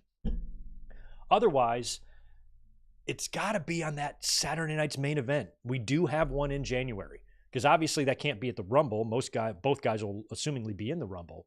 You could do it at the Chamber, sure, but I think that January Saturday night's main event would be a perfect place for Roman Reigns versus Solo Sikoa for the Ula Fala. And then if Roman wins it back, then he can work with The Rock at WrestleMania for the Ula Fala, the true head of the family, tribal chief. Rock came out when Cody teamed with Roman. Might have been his way of looking at Roman and being like, what the fuck, dude? After everything we just did against this man, now you're teaming with him? Maybe he's mad at Roman the same way Owens is mad at Cody. Think about that. That's why I think The Rock showing up on Saturday night's main event on NBC and helping Kevin Owens win should not be ruled out. They both should feel the same way. Rock should feel about Roman the same way Owens feels about Cody. They should both feel a little bit betrayed. Common enemy type of thing, or common motivations, or whatever it's called. I would love that. I would fucking love that. So I think that Roman and Solo's match has to be Saturday night's main event, because I don't know where else you'd stick it. Unless the plan is to put it at WrestleMania, but that will be the most predictable match on the whole show. Solo was the one that got pinned in War Games. It's not like Solo doesn't lose. It's not like seeing Solo lose would be unique. Motherfucker loses all the time. So having that match at WrestleMania would be a waste of Roman Reigns at Mania, if you ask me. That match has got to happen before. So Saturday night's main event in January is where I'm thinking Solo and Roman for the Ula Fala takes place. It has to. This is maybe my favorite part of the show. This was so good. I love this shit. I've only been moderately interested in the dissension between DIY. I thought it was just leading to maybe Ciampa going back to his "no one will survive" theme and being a badass and all of that. And eventually splitting with Gargano, and then maybe doing a little feud and getting some of that NXT magic on the main roster between these two guys. I thought that might have been where they were going with it, obviously, but I was also just kind of moderately interested in it. Only sort of, didn't really care too much until I saw this match last night. DIY getting a tag team title shot against the Motor City Machine Guns. Gargano and Ciampa go back long time with these guys. I think, is it Shelley and Gargano are like really tight friends. And during the match, they're continuing. Gargano and Ciampa are continuing their dissension. Ciampa's very mad, and Gargano is trying to, talk him off the ledge, calm him down. He's being very difficult type of thing. And Gargano appears to be a little bit frustrated, and then Ciampa is going nuts on the apron or something, distracting the referee. And then Gargano comes in with a low blow on Chris Sabin. And Shelley is like in the corner being like, what the fuck? And he gets in the ring, and he starts He shoves Gargano. He's like, what are you doing, man? These guys are good friends. And Gargano, without hesitation, boom, super kick right to the face of Alex Shelley. He goes down. And then Ciampa starts smiling on the apron. And Gargano starts smiling. And then Ciampa just kind of does one of these, tag in. They got, I think, Saban in the middle, meat in the middle, double knees to the face. 1, 2, 3, new tag team champions DIY with a Gargano heel turn. So New Day and DIY in the same week, big swerve, and they go heel. And I like this. I'm interested in the possibility of Johnny Wrestling being a little piece of shit heel. I think it could be fun. I think Johnny Gargano should go full Johnny Manziel. Johnny Wrestling should adopt the personality of Johnny Football. Might be hard to do since everybody knows he's with Candace and whatnot. But, just have Johnny Gargano post shit on social media of him at a bar surrounded by hookers, drinking tequila out of the bottle. Things like that. That would be fun. Just make him a little prick. Have him dress like a complete douche, and have him chew gum, maybe wear some sunglasses or something. Or just do shit that douches do, Might be kind of fun. But now DIY are fully heels. They are the new WWE Tag Team Champions. That's awesome. Short run for Motor City Machine Guns, but I was happy they got the run. That was a fun win for them. And even though it was a quick run, hopefully they will continue doing great things on the roster for as long as they can. Another one of my favorite parts of the show was the Kevin Owens interview in the car. So he's set to do a sit-down interview with Michael Cole, but he won't go in the building because he's like, every time I show up to a show that Cody's on, I'm told I'm not welcome here and stuff. So I'm just going to sit in my car. And he makes Cole come in. Michael Cole's like, I don't want to get in your car. He goes, come on in. It's a toasty 68 in here. So it's a nice toasty 68 degrees in his rental vehicle. And he starts talking to Michael Cole and he's just being awesome. Like, I fucking love Kevin Owens. Why do you guys not want this guy to win the championship? Are you dead inside? Max, I see you. It's you. You're dead inside. I told you that last night. So are y'all high? Why would you not want this guy to win the title? Come on. So he's just great, goes on and on about why he's right, and he's being quite hilarious about the whole thing. And then he tells Michael Cole to, now get out of my rental vehicle right now. And I think get out of my rental vehicle right now should be on a t-shirt because the delivery is so perfect. And Owens, he's not just all comedy. Owens does a great job of being right and being serious and being funny. He can talk. He's just amazing. And I'm telling you, I've been talking about this for 2 months, and I'm not going to shut the fuck up about it until I'm proven wrong. And I'm probably going to be proven wrong 1 week from tonight, and you guys can all rest easy. But I see zero downside whatsoever to having Owens beat Cody. Wrestling is drama. Wrestling is a story. Cody's on top of the world right now. WWE doesn't want to have him lose. That's not the way it fucking works. Hogan was the biggest fucking star in the world. 33 million people watched Hulk Hogan lose the championship. It's completely fine. If anything, it might piss off a casual watcher to the point where they want to see Cody get that revenge back. Might make them tune in because of how angry they were how Cody got robbed. There's no downside to this. It would be so great. And it would turn WrestleMania on its ear, and it would be amazing. Triple H, if you're watching, I know you are. You watch the show while you're on the private jet. I'm sure of it. Please put the title on Kevin Owens 1 week from tonight. I will be jumping. I will do the dance of joy. I will. The main event last night was Cody Rhodes defeating Chad Gable in a really good match. Shades of a Cody and what a Cody and Angle match would look like. We had a really sweet crossroads for the win. Gable was working heavily on Cody's foot all throughout the match, and Cody, in kayfabe, did injure his foot there. But the crossroads victory there, Gable takes the crossroads just like he takes the Sister Abigail. There's just a way that he bumps that's just so awesome. And after the win, Cody actually removes his boot to, kind of favor his foot a little bit and check on his foot. And that's when Kevin Owens just out of nowhere shows up standing right there in the ring and stomps Cody Rhodes' barefoot and starts fighting him. Cody fights back, dives through the ropes, big pull apart brawl. And we've got one SmackDown left. So my big prediction my big hope that Owens beats Cody for the title next week. I think what we see on SmackDown next week might be an indicator. If there's a segment next week on SmackDown, and I hope there's not, if there's a segment where Owens beats up Cody and then holds the championship over his body, that's a guaranteed Cody Rhodes win on Saturday night's main event. But, if Cody gets the better of Owens, like next week on SmackDown, if Cody Rhodes embarrasses Kevin Owens in any way, I might be right. Because why would you do that? Kevin Owens just turned heel. He's doing great work right now. Why would you shit on him on SmackDown, then have him lose the very next night when you've just turned him into this new guy? And where do you go from here now? So that's why I think The Rock or Randy Orton could play a role in Saturday night's main event. Randy Orton could come out and cost Owens revenge for the pile driver, or Randy Orton could come out and cost Cody in a swerve. But what would make even more sense and what would be even more fun if on NBC in front of a national audience, The Rock shows up and costs Cody the championship. That would be awesome.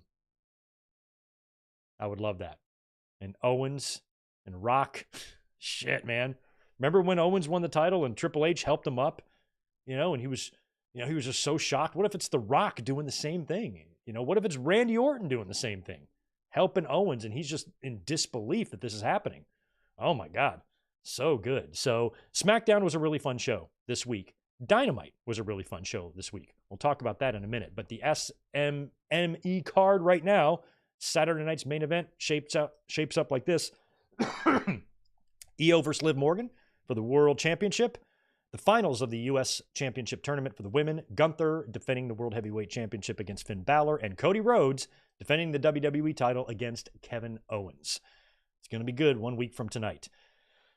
This past week on Monday Night Raw, we were here on Monday to watch that together. We watched the very heartbreaking heel turn by the New Day as Kofi and Xavier wound up turning their backs on Big E in a very heartbreaking segment. I hope you guys are doing all right. Hope you had enough time to kind of properly process this. I know it's been a tough week for all of us, but that was one of the best betrayal segments in history. It was right up there with the Festival of Friendship, which was one of my favorites. And to see Kofi, you left us. I was like, oh, it's like that. We knew Xavier was being a little bitch, but to see Kofi join in, and they kind of dropped some hints before Big E came out there. They didn't really mention his name. They were chanting his name. They're like, yeah, we miss him too, or whatever. And I was like, something's up there. And then Big E came out and he wants to be their manager and he pours his heart out to them. And then they shit on him. They break his heart. He leaves. And the New Day come together. Apparently, Odyssey Jones was set to be a part of this too, but he got let go. So now it's just Kofi and Xavier as the heel duo, New Day, kicking out Big E. And just with everything they did there, how do you, a lot of fans are saying, how do you do a segment like that without paying that off? A lot of fans were convinced that this is a guarantee that Big E is going to be back in the ring. I hope that you're right. I really hope that he's cleared one day. And he did say in his promo when he was pitching his case to be the manager, he said, until I'm cleared, I'm going to be your manager. And that implies that maybe one day he'll be cleared. And I'm hoping that he's already secretly cleared. And what happens is in the Royal Rumble, Kofi and Xavier are in there and they eliminate a few dudes and they find themselves in there all by themselves. 3, 2, 1. I don't even know how does Big E's theme start? And then Big E's music hits and he comes out and Kofi and Xavier are looking at each other like, oh fuck. And he just comes in and beats the shit out of them. Pounds them, pummels them into the fucking dirt.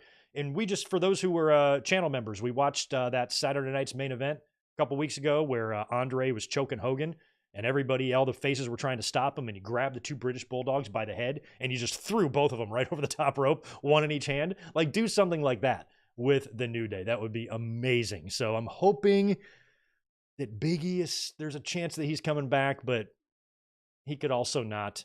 Either way, Big E is one of the best humans to ever exist, which made that segment work so well. Because of all the people to be brokenhearted, you don't want to see Big E brokenhearted, who's already had a lot of heartbreak as it is with his injury and what that's done to his wrestling career. So if it's a way to just, if they brought Big E here just to do the split to garner as much heat as possible for the New Day, then I think mission accomplished.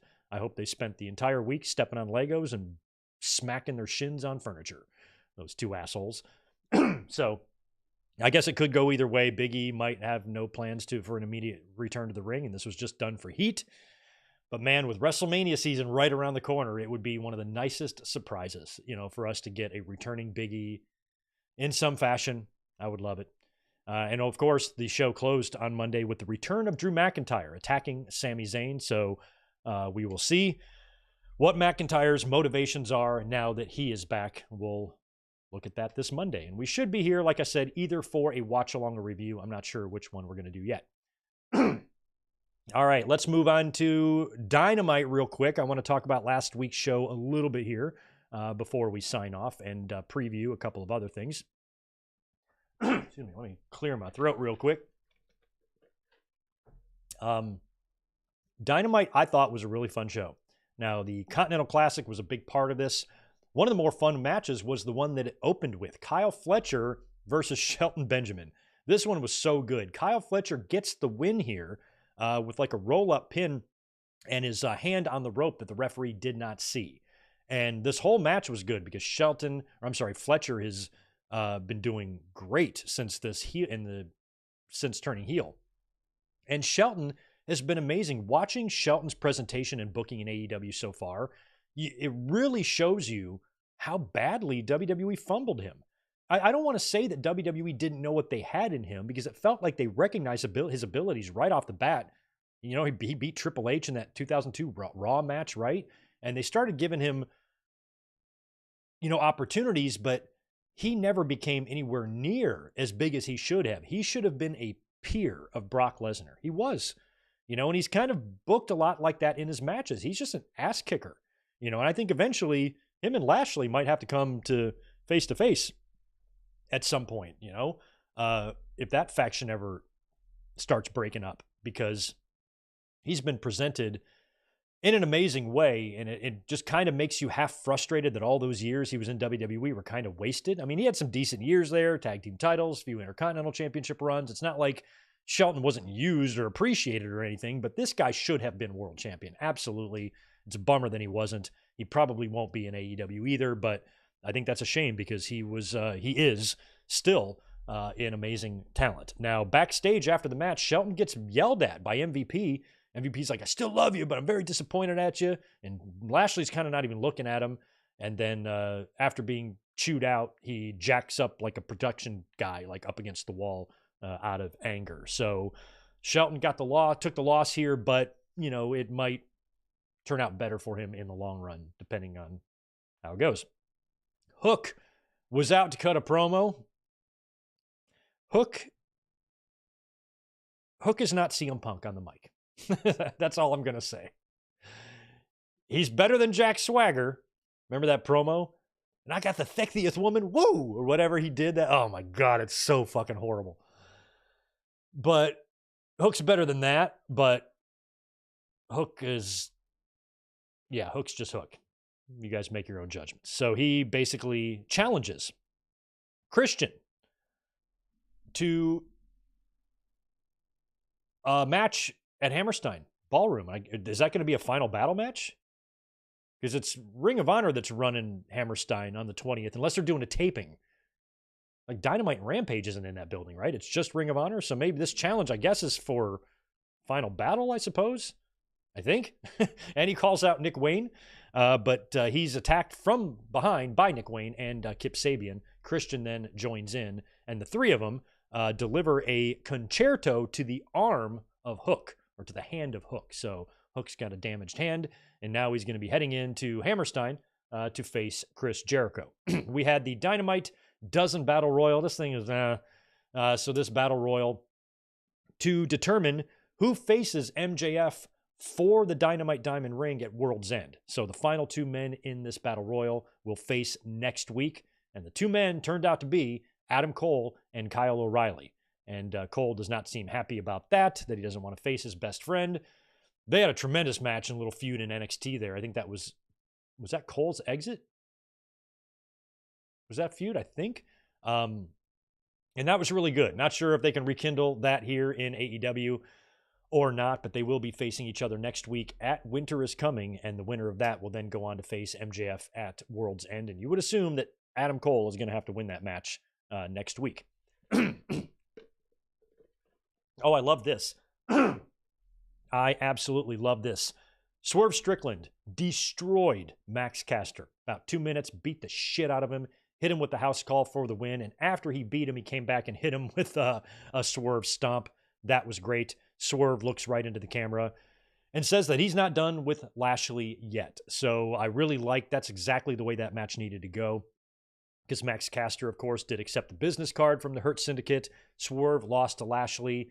You know, he's probably got a little bit of anger to blow off, and he blew it off on the face of Max Caster. That was awesome, awesome, awesome. Loved everything about that. After that, it was Jay White facing Pac for the first time. I cannot believe this is the first time they've ever faced, but it is. And it was a really good match as well. Now, Jay White got the win. Blade Runner for the win, defeating Pac in a pretty good, 12, 13-minute match, whatever it was. After the match, Jay White takes out Wheeler Yuta, and that's when Marina Shafir shows up. So she's in the ring now, and then Moxley attacks Jay White from behind. Hangman Page then comes out to the stage, getting Moxley's attention as Moxley starts making his way up there. He's attacked from behind from a cameraman, an orange cameraman, OC, orange cameraman, jumps the barricade, takes the hood off to reveal that it's Cassidy. And then Hangman comes down to join in the attack as well. Moxley gets isolated in the ring with all three of them. We get an orange punch, followed by a Blade Runner, and capped off with a buckshot lariat to Moxley while Christian watches on the stage. So I liked all of that. A lot of chaos, a lot of things happening, but what this tells us is that Moxley right now has no less than 4 people targeting him for that championship. And that's the way it needs to be, because I haven't really felt any sort of sense of urgency from the AEW locker room in dealing with the Death Riders, who are clearly here with some sort of weird motivations. At least we thought they were. Doesn't really feel like Shane McMahon is going to be behind this thing now, but if he was going to be behind it, World's End is where I would make that debut. So I think if Shane hasn't debuted by World's End, I'm going to stop talking about Shane. But the locker room, is as dangerous as the Death Riders are appearing to be. The fact that only a few locker room members, were given a shit after what happened to Danielson and stuff was weird. And there should be a lot of people targeting Moxley, wanting title opportunities.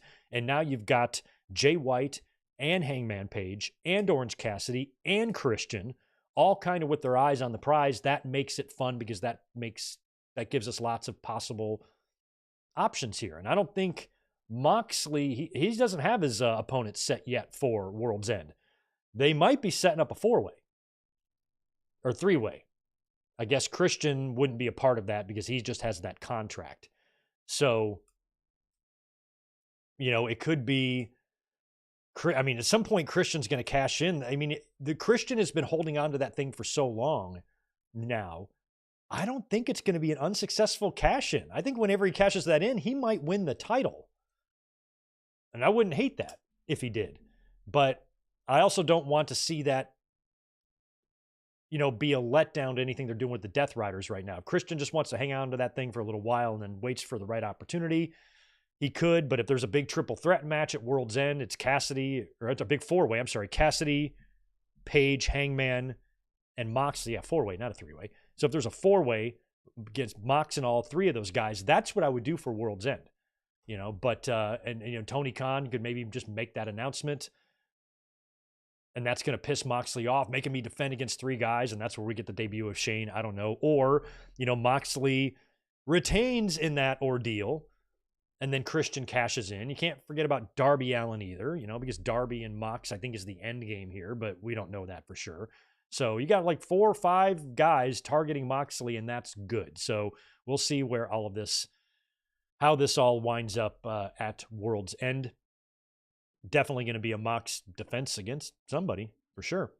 Let me read this notification real quick. Never mind. All right, we're good. Jericho had one of his New York Minute segments on Dynamite where he hyped a special TV time on Ring of Honor TV where he would announce his opponent for Final Battle in the Hammerstein Ballroom on December 20th.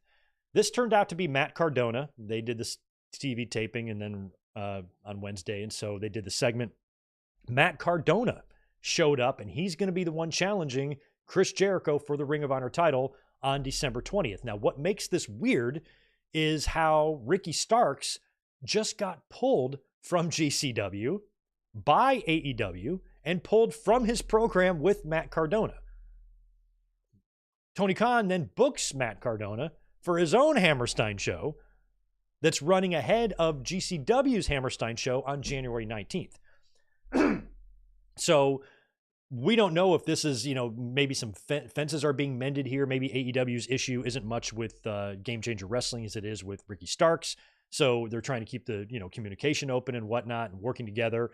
And I'm not as keyed into Cardona's character in GCW, but my understanding is that he's a heel who's kind of making life difficult for his bosses. So this would play into his character showing up in AEW, a company that his current company has kind of got some issues with that could piss off Lauderdale or whatever is my understanding of the whole thing. But either way, I think it's cool that he's going to be facing Jericho at Final Battle. I'm interested to see how that setup for AEW looks in Hammerstein. It's going to be good. So Matt Cardona is here to face Jericho. And in terms of how, I don't think anybody was worked or anything like that. I think this situation was all legit with Ricky Starks and whatnot. It did suck that we didn't get to see that Starks and Cardona, feud take place. But this one, especially if Cardona wins the title, might be kind of interesting if he brings the Ring of Honor Championship over to GCW. We'll see. Jericho might also win. We'll keep our eye on that. Oh, it was great to see the Bandito vignette. How long's he been out? A year plus, feels like. I don't remember last time I saw him. It's been a while. But Bandito suffered an injury, and then I think he had a setback. So he's been out for a little bit. And they had a little vignette, whole little kind of a Western theme with a wanted poster. Very cool. And Bandito, who got himself over last time he was on TV, will be heading back pretty soon, and excited to see him. We had Penelope Ford and Anna Jay rekindle their long-standing rivalry. They even gave us a video package, reminding us about all that, which was cool on Dynamite. Anna Jay got the win here. After the match, she calls out Mercedes Moné, who then comes out, and Anna Jay winds up slapping Mercedes, and the two of them have a title match for the TBS Championship in 2 weeks on Dynamite. So it's going to be Anna Jay versus Mercedes. I don't think Anna Jay is going to be the one to take the title off Mercedes, but it has been nice to see Anna Jay's improvement over the last year or so. And now getting some opportunities. Let me see. I think it was Mariah May, and I loved this. This Mariah May interview with Renee Paquette was next. It was a sit-down thing where she's talking about the incident between her and Mina Shirakawa. And Mariah says, you can't just shake your tits all the time. You actually have to do stuff. And she's kind of putting down Mina Shirakawa. And the way the camera is positioned way in the background of this, hotel convention or banquet hall or something. They're in there by themselves. Way in the background, you see Marina Shafir just running across the frame there, way in the background. And it was just the way that she was running. It was so funny. And I'm just watching the interview and you see Mina run. And I'm like, why is she running? She just ran in the background right off screen. And I'm like, okay. And then she kind of comes through the other door around from behind Mariah May with the champagne bottle and then surprises her with it and gives it to Mariah May. And she goes, there, do it to my face.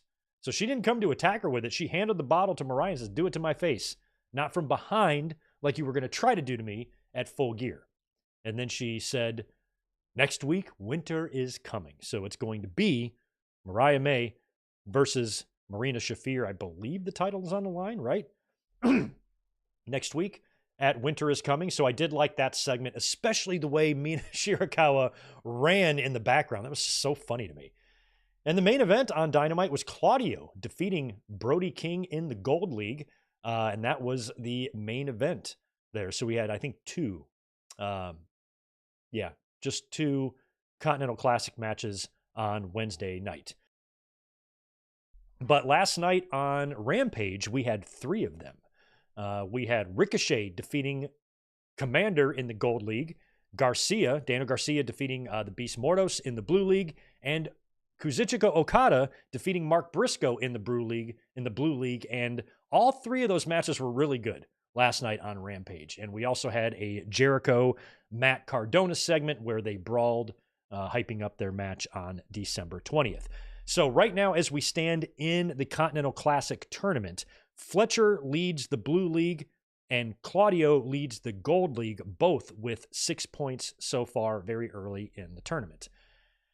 Collision tonight, which goes live, I believe it's tonight, should go live in about 45 minutes if it's at normal time. We're going to see Mina Shirakawa have a tune-up match against Emi Sakura, where we've got Willow Nightingale taking on Serena Deeb. This is an International Women's Cup qualifier. We've got Daniel Garcia taking on Mark Briscoe in the Blue League. We've got Kyle Fletcher taking on Okada in the Blue League, and Darby Allin versus Commander in the Gold League. So tonight's Collision, especially those classic tournament matches, that's going to be some good wrestling right there. If Deadline is going on right now, hopefully there's some good wrestling happening there too. Next week, winter is coming. Here's what we got. Mariah May versus Mina Shirakawa. Claudio Castagnoli versus Will Ospreay in a Gold League match. Ricochet versus Brody King in another Gold League match. Adam Cole versus Kyle O'Reilly, winner to face MJF at World's End. Tag team match, Pac and Moxley taking on Jay White and Orange Cassidy. And Jamie Hayter will take on the winner of tonight's match between Willow and Serena Deeb in that International Women's Cup qualifier. So that's what's on tap for tonight and next week, and things are looking pretty fun in both companies right now. I really enjoyed what I saw from AEW this week. Dynamite was good. Rampage was good last night. Collision looks to be good tonight. Last night's SmackDown was tons of fun. Great heel turn with DIY. The transfer window stuff is very interesting. And on Raw, the return of McIntyre and the heel turn of the New Day made this one incredibly fun week of wrestling. Across both companies, I enjoyed myself as a wrestling fan. No tribalism here. I like wrestling. If it's fun, I like it. I don't give a fuck whose initials is on the turnbuckle pad. I don't. And I wish more people would be that way. But overall, if you are a wrestling fan, you don't really have much to complain about this week.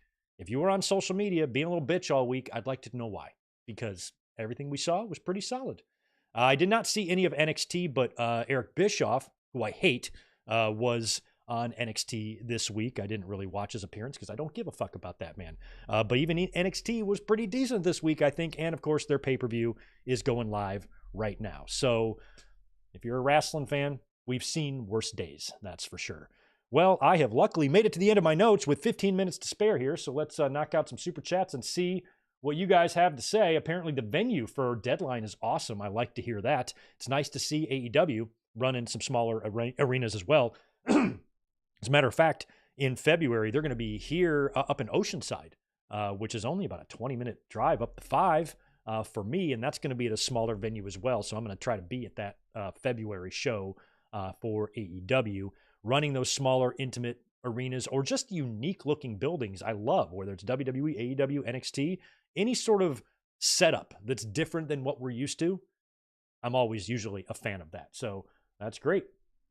Okay, thank you, Juliet. Dynamite and Collision are also taping there. So it's going to be Final Battle and Dynamite and Collision. Yeah, I thought so. But everything that I had in my notes regarding the Hammerstein show so far was only referencing Ring of Honor. And in Jericho's New York Minute segment, did you watch that shit? Is he doing that on purpose? He keeps saying Hammerstein. And because he's so over the, hi guys, and I'm going to be having a match at the Hammerstein Ballroom. And he purposely said Hammerstein Ballroom 4 or 5 times with his idiotic smirk on his face that he has. So I was kind of laughing, but also kind of wanted to wring his fucking neck. And he's wearing that stupid cowboy hat now. Like he's Bon Jovi or something. Or not Bon Jovi, Zambora, the other member of Bon Jovi. Somebody wears hats. Slash wears a hat. I don't know who he's trying to be. I guess he's trying to be the Nueve. That's who he's trying to be. Ruben Anthony, thank you for the $5, your 20th super chat on a live stream. That's awesome. Mania should be KO versus Sammy for the title. Yeah. Roman versus Rock and Orton versus Cody in a grudge match. Sammy wins the Rumble. I love all of that. And that's what I said. If KO wins the title, because they've already been teasing and planting KO and Sammy seeds. We know there's going to have to be a conversation there or an issue there between those guys. Kevin Owens in his promo in the car, or his interview in the car with Cole, said that we'll cross that bridge when we get to it. So if Owens wins the title, and that comes with some help, and that sets Cody on instead of a rematch with Owens, Cody into a feud with that person. Owens is the champion now. Sammy wins the Rumble. Yes, absolutely yes. I would love that. And then you can do Roman versus Rock for the Ula Fala. And then maybe you can do Cody and Orton. Or you can do Cody and Punk. There's a lot of things Cody could do. I was kind of hoping for Cody and Rock, to be honest, because I feel like those seeds have been planted. But Roman and Rock would also make a lot of sense. So it just depends. It just depends. But I'm very... Oh, thank you, Isaac. 2019 was the wild card rule. That's right. It was just something stupid. But yeah, I like that idea for WrestleMania. And then, of course, you're going to have Punk in a match likely with Rollins. But, he could also work with Roman. There's a lot of things you could do with Punk. And if you take Rock out of the equation, then I would do Cody and Roman. Or I'm sorry, I would do Punk and Roman.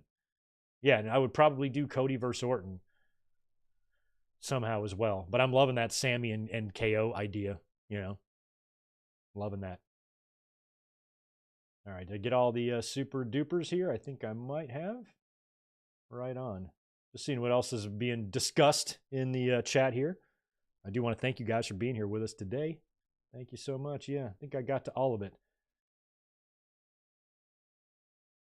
Way too soon to take the belts off MCMG? Why? What's the proper amount of time? Like back in the day, tag teams would hold the title for a week. Think about the way the tag team belts were swapping between the Hardys and Dudleys and Edge and Christian, and nobody's really complaining that Hardys didn't hold the belt long enough. They'll probably win it back in 2 weeks. That stuff doesn't really bother me. Sometimes there's an issue where I'd say, wow, they took the belt off of him early. Like Gunther, for example. Gunther won the belt at SummerSlam. If he would have lost it at Bash of Berlin, I'm like, that's too early. But when it comes to the tag titles, like, change them every week for all I care. I don't really care at all.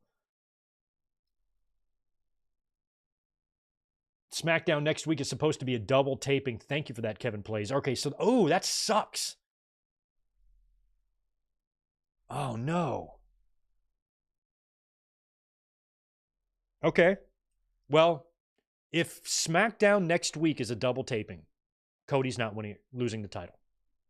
Because they're going to have to tape the show that's supposedly happening after Saturday night's main event.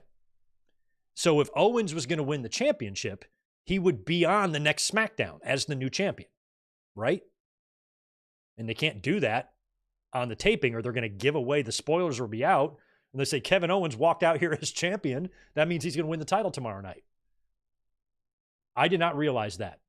If SmackDown is a double taping next week, which Kevin is claiming that it is, I haven't looked it up, but it probably is due to the holidays, Cody will not lose the title.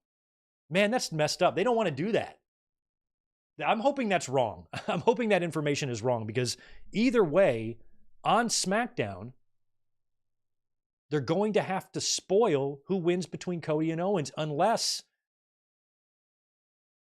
they keep them off the show and do how like they did last week with Roman and Punk, that sit down. That was a taped SmackDown as well, but the fans didn't see that sit down. That was all new. So maybe it's some off-site thing or maybe the controversial finish, but you can't keep your new champion off the show. Oh, that's a bummer. That could be correct, and that's not good. Yeah. Cody versus Cena. Cody versus Cena at Mania, Cena's final Mania, Doug Unfunny. I would rather see Cody and Cena in Cena's final match. Maybe a baton passing. The first person to really ever truly pass the torch, because nobody really still to this day has done it. We've had a few matches, Rock and Cena and Warrior and Hogan and, Brett and Shawn, but nobody's truly ever said, here, this is yours now. They have a chance to do that with Cena and Cody. And I think that should be reserved for Cena's last match a year from now. So I'd prefer Cena and Cody I don't want that at Mania, or I don't need that at Mania. Not that they won't do it, but I don't personally need it. So they could be running a clip show on the 20th. Yeah, they could. That sucks. Why can't they go live on the 20th? Why can't they go live on the 20th? It's 5 days before Christmas. That's kind of annoying. I'm going to look into that, and we'll talk more about that here soon. But I want to thank you guys for being here this afternoon, as always, for these wingies that are a lot of fun. Join us tomorrow for our watch-along tomorrow night of Armageddon 2000, whatever the Sunday night football game is. We'll have that on the TV as well, and we'll eyeball both. And, yeah, until then, just give this video a like on your way out the door, and I will push the audio to this podcast out to the podcast feed later on this evening after I get back home. You guys have a great rest of your Saturday, and I'll be catching you tomorrow for the watch-along. Peace.